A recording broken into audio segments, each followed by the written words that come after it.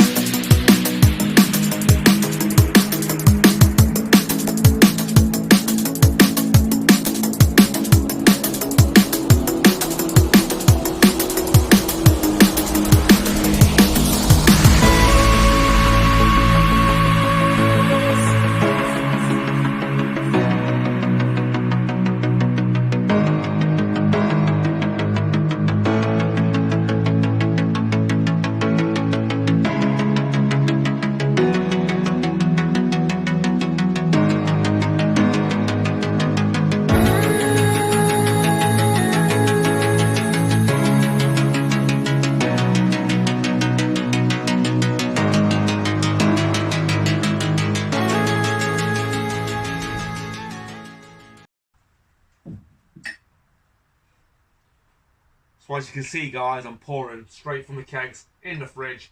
A couple of kegs in there, as well as a gas bottle.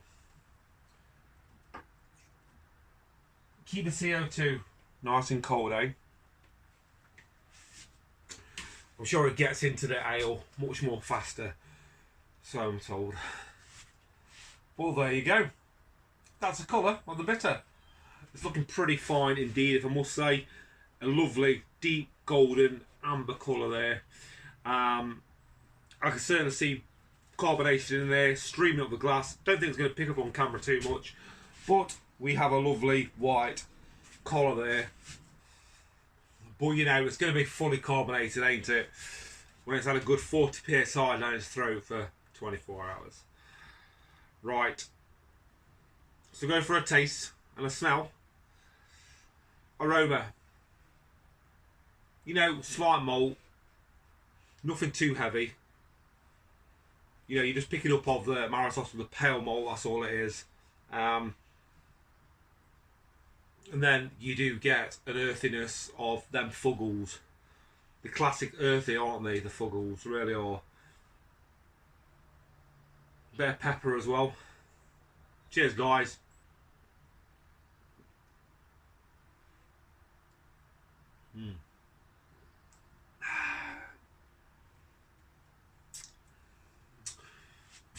I've certainly missed making my own homebrew.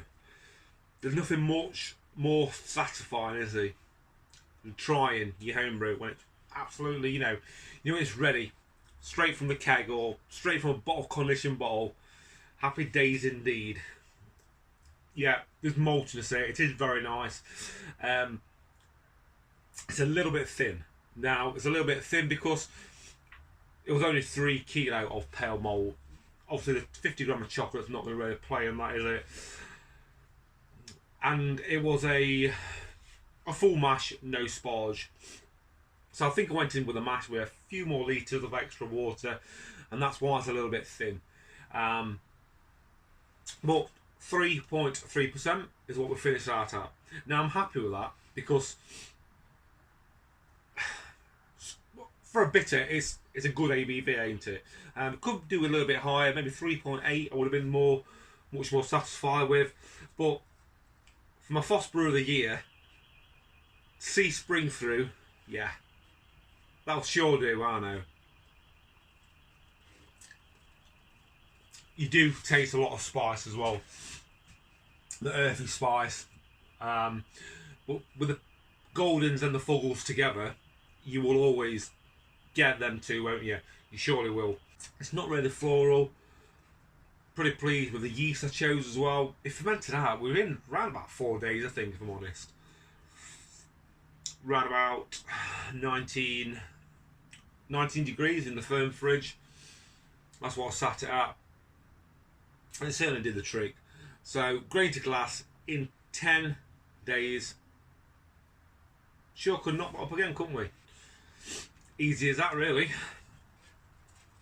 I've actually had another brew on today. We've done a Rakow Pale Ale. I'm going to call it Kiwi Dog. See what I did there? Rakow, have I used it before? I think I have, but it was in the pellet form.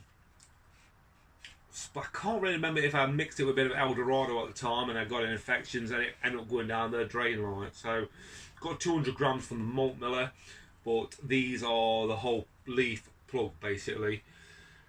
So 100 grams went in today and I'm going to give it a nice fat dry hop 4 or 5 days in. But I didn't get no brew footage, but you know, we'll do a taster on that in a couple of weeks time. So that's it from me, guys. Hope you enjoyed that video. First grain to glass this year, ain't it? Cheers. Keep tipping it back.